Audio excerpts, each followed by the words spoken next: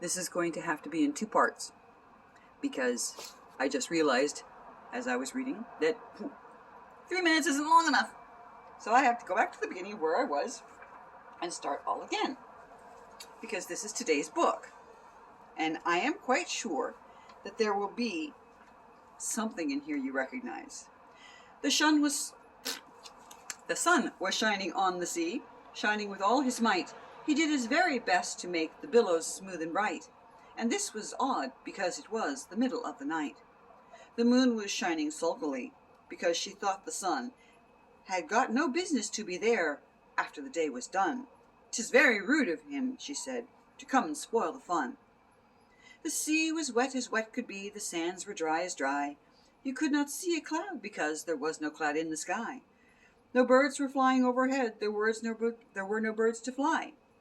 The walrus and the carpenter were walking close at hand. They wept like anything to see such quantities of sand. "If this were only cleared away," they said, "it would be grand." "If 7 maids with 7 mops swept for half a year, do you suppose," the walrus said, "they could get it clear?" "I doubt it," the carpenter said, and shed a bitter tear. "Oh, oysters, come and walk with us," the walrus did beseech. "A pleasant walk, a pleasant talk, along the briny beach. We cannot do with more than 4 to give each a hand." The eldest oyster looked at him, but never a word he said. The eldest oyster winked his eye and shook his heavy head, meaning to say he did not choose to leave the oyster bed. But 4 young oysters hurried up, all eager for the treat. Their coats were brushed, their faces washed, their shoes were clean and neat. And this was very odd because, they hadn't any feet. 4 other oysters followed them, and then yet another 4.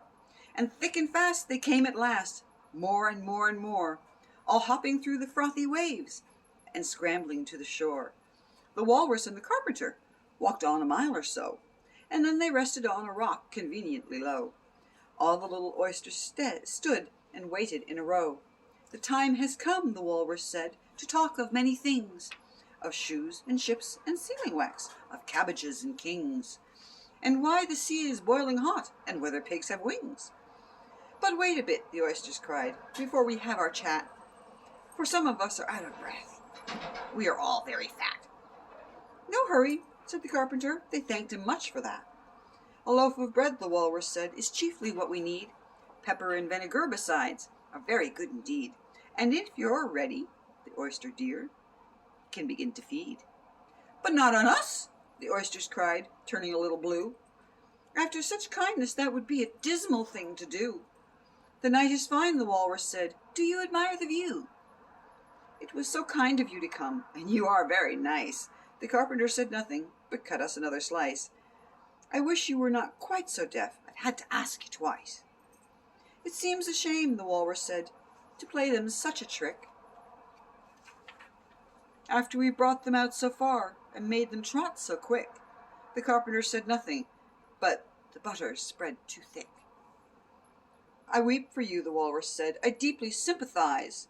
With sobs and tears he sorted out those of the largest size, holding his pocket handkerchief before his streaming eyes. "Oh, oysters," said the carpenter, "you've had a pleasant run. Shall we be trotting home again?" But in answer there came none. And this was scarcely odd, because they'd eaten every one. Through the looking glass, and what Alice found there.